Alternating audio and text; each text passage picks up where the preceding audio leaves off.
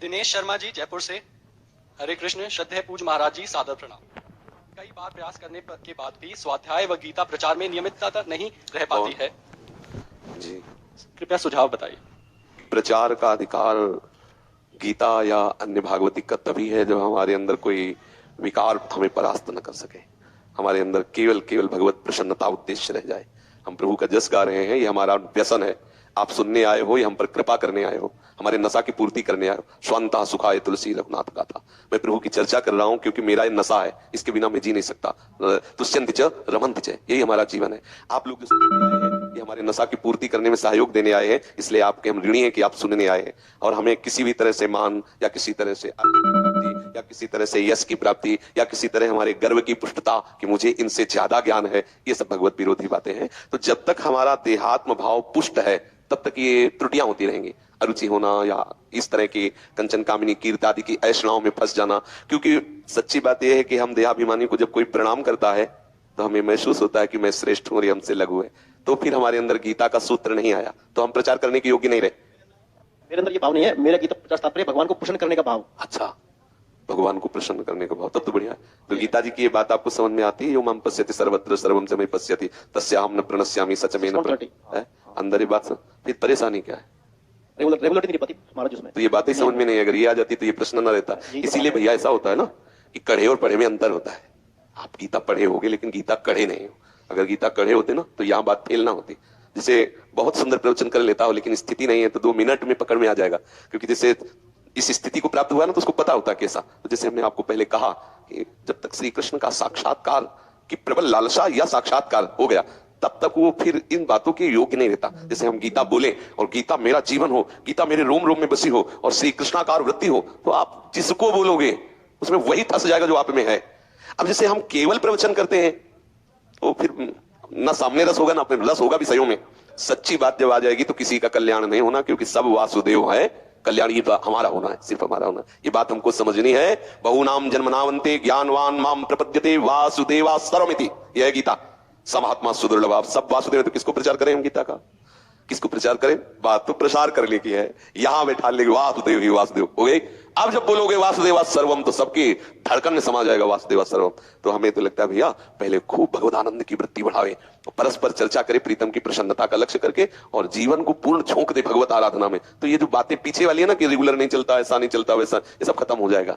भगवान ने आदेश किया है कि परस्पर बैठकर यदि उनकी चर्चा की जाए तो भगवान को बहुत प्रसन्नता होती है और हमारी भक्ति बढ़ती है। बोधयंता परस्परम मच्चित्ता मदगत प्राणा बोधयंता पर उसका उद्देश्य केवल भगवत प्रसन्नता ही हो और उसका स्वांता सुखाय के लिए हो, कहीं मान प्रतिष्ठा की लालसा या दूसरों को ज्ञान प्रदान करने की योग्यता हमें ऐसी भी भावना ना हो। क्योंकि उस योग्यता का स्वरूप है सामने भगवत दर्शन करना।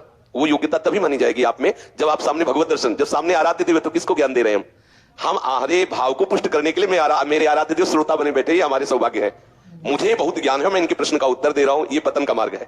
लेकिन मेरे आराध्य देव, जैसे पिता अपने बच्चे को पुष्ट करने के लिए बार बार प्रश्न करता है और पुत्र उत्तर देता है, ऐसे मेरे आराध्य देव मुझे पुष्ट करने के लिए, मेरे रस का वर्धन करने के लिए श्रोता बने, प्रश्नकर्ता बने बैठे। ऐसा अंदर फिट भाव होता है।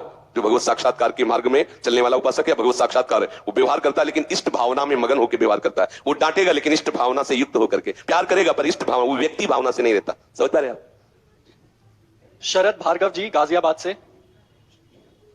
श्री राधा वल्लभ श्री हरिवंश।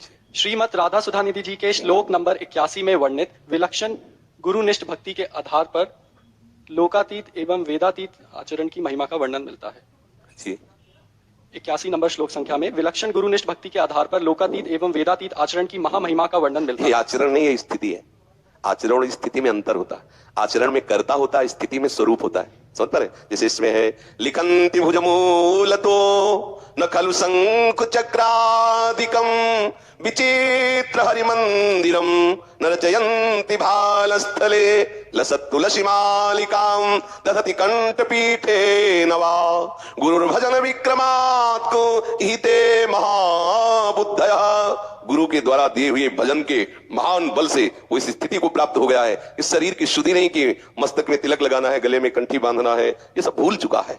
लिखन्ति भुज मूल, तो भुजाओं में चिन्ह बनाने हैं, दासत्व, वो सब भूल गया। क्या हुआ? बोले गुरु के द्वारा दिए हुए भजन के प्रताप से ऐसी स्थिति को प्राप्त हो। ये स्थिति का वर्णन, आचरण का नहीं। आचरण में कर्ता होता है और स्थिति स्वरूप स्थित है। अब शरीर भाव से ऊपर उठा हुआ महापुरुष है, गले में कंठी बंधी है कि नहीं बंधी, तिलक लगा है कि नहीं लगा, कोई परवाह नहीं, ये स्थिति है। इसे हम आचरण न मान लें। अगर आचरण के है तो आदेश करते हैं रसिकाचार्य जन और रसिक जन, प्रथम हिमत जन कीजिए सौरभ अंग लगाए, तापाचे लची पची करे सुंदर तिलक बनाए, ये आदेश है। और स्थिति बोले लिखंति भुजमूलतो खलु संग चक्रादिकम विचित्र हरि मंदिरम रचयन्ति भालस्थले लसत तुलसी मालिकाम ददति कंठपीठे नवा गुरुर भजन विक्रमात् इहिते महाबुद्धया। वो ऐसी स्थिति को प्राप्त हो गए गुरु के द्वारा दिए भजन के प्रताप से। देश शुद्ध में है ही नहीं, तो जब देश शुद्ध बिसर गई तो सब व्यवहार खत्म हो गया। समझ रहे ना? महाराज जी ने प्रश्न आगे किया है कि गुरुदेव की करुणा और कृपा का स्वरूप क्या है, हम इसे कैसे पहचानें? नाम सुकृत धन अपनी जीवनी अतिहित मानी देत वरदान। करुणा का स्वरूप अतिहित, अतिहित मानकर जीवन भर जिसे जिया है वो मंत्र आपको दे रहे हैं, वो नाम दे रहे हैं, और आप पूर्ण आसक्त हो गए उस मंत्र में, उस नाम में। अब भरपूर कृपा हो गई, भरपूर सेवा आपकी हो गई, दोनों उनकी भरपूर कृपा और आपका भरपूर समर्पण दोनों को हो गया। ये स्थिति प्राप्त हो जाएगी। गुरु ने जो अपना जीवन आपको दे दिया, जो आपको नाम दे दिया, जो मंत्र दे दिया, आप उसमें अपना जीवन लगा दीजिए। यही गुरु की महान करुणा और आपका महान समर्पण, और इस दोनों का फल होगा प्रिया प्रीतम की प्राप्ति। समझ गए? राज भारद्वाज जी अलीगढ़ से, राधा वल्लभ श्री हरिवंश, सदगुरुदेव के चरणों में दंडवत प्रणाम। गुरुदेव, जब नाम जप का या वाणी पाठ का वह आनंद नहीं मिल पा रहा हो जो वास्तव में मिलना चाहिए, तब कैसे पता चले कि प्रारब्ध के हुए दुष्कर्म नष्ट हो रहे हैं या कोई वैष्णव अपराध बन गया?